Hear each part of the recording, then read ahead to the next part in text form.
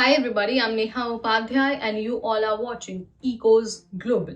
So today I want to tell you a story that should serve as a warning for every Indian student in Canada right now. A group of Indian students were protesting in Calgary. They were not doing anything violent. They were not breaking any laws.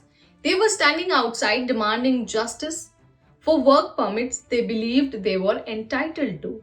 And then the Canadian Border Services Agency showed up, checked their documents, and 12 of them were potentially inadmissible to Canada. So, today we'll tell you the full story in very simple terms. So, here are the facts. CBC confirmed that for 22 days, a large group of international students, mostly Indian graduates, had been protesting in northeast Calgary. They were upset about the rejection of their post graduation work permit applications PGWP. They believed that their programs qualified for work permits. But Canada said they did not, and the students wanted answers. On 12th August, the Calgary Police Service responded to complaints about the protest, blocked sidewalks, noise, and they contacted the Canada Border Services Agency. CBSA was initially asked to check just 4 people, but when officers found 2 of those 4 were not compliant with their immigration status, they expanded their checks to 20 people, and surprisingly, 12 of those 20 were identified as possibly inadmissible to Canada. 12 people who came to protest and ended up flagged for potential deportation. Now, here is what being flagged as inadmissible actually means. It does not mean you are deported immediately. It means the government believes you may not have the legal right to be in Canada. In this case, these 12 students were asked to attend a follow-up interview at the CBSA office. Calgary immigration lawyer Jatin Shorey, who is representing about a dozen students in federal court, said it very directly. If you are found without status inside Canada, a very common next step is an exclusion order. And an exclusion order generally prevents you from returning to Canada for 1 year.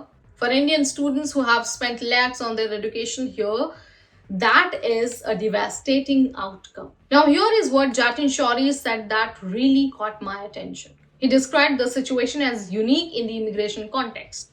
He said, this is a large group of now officially undocumented individuals effectively advertising that they are undocumented. He called it sheep waiting for the fox to come into the den.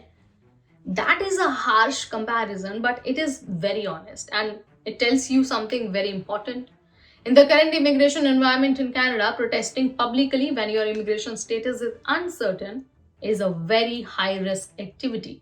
CBSA has the right to investigate, and clearly they did. Now, here is the bigger picture. This story is not just about 12 students, it is about thousands of Indian students who enrolled in programs at college and other similar institutions believing they would qualify for a PGWP.